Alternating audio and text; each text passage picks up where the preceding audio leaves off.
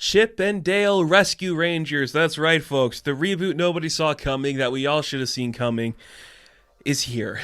So, yeah, there's so much about this film that I just was like, okay, I know what you're doing. I understand this. This is the era we live in.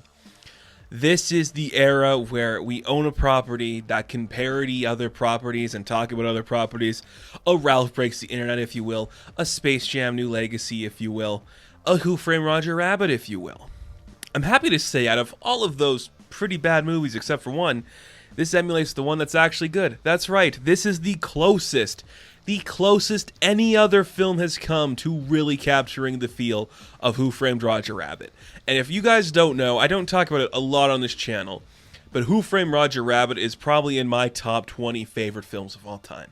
I love the story, I love the idea, I love the naturalistic blend of cartoons and live action. When you make that look good, you make it look good. Looks great.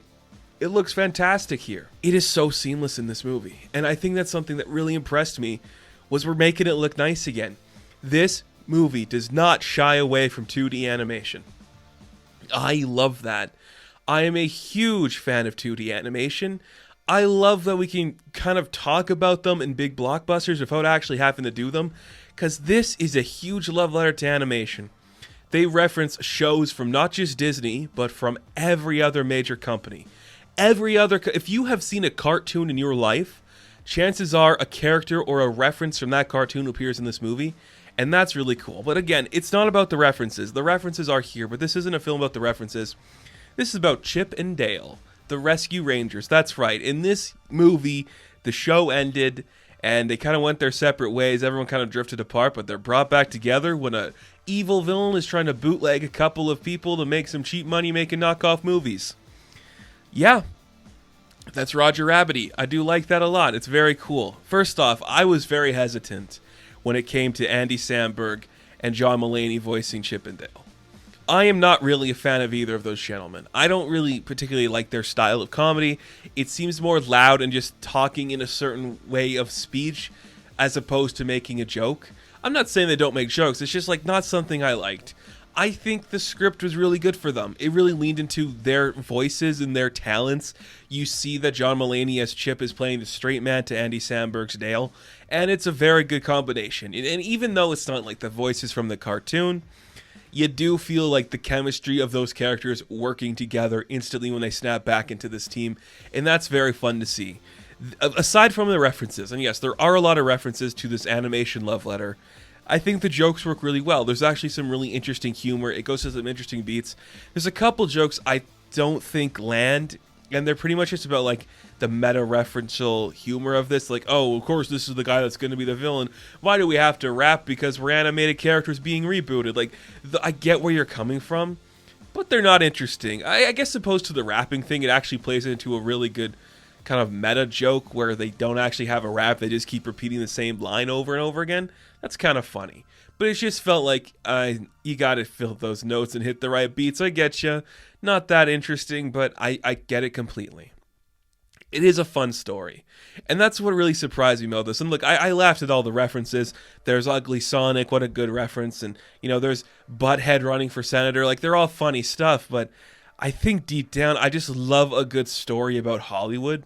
Because I am a Hollywood freak. I love the industry, how incestuous and creepy it is. I think that's fun. And there's a lot of that in here. And I just like seeing that. Like, hey, maybe I can only succeed when I'm with you. And you can only exceed when you're with me. Like, we need each other to actually make this work. And when we're apart, we are miserable and bad at this. It's very funny. It makes for great jokes. And then you just turn that into like a crime drama. One of their friends gets kidnapped. They have to go find him. We find out this guy's making bad movies. And it leads into some great humor.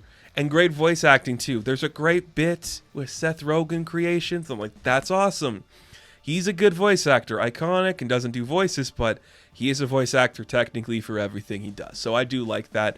The villain is an interesting take on Peter Pan. I enjoy that idea because, yes, if Peter Pan was a real character and he grew up, I'm sure he would be pissed he's no longer everyone's favorite little boy.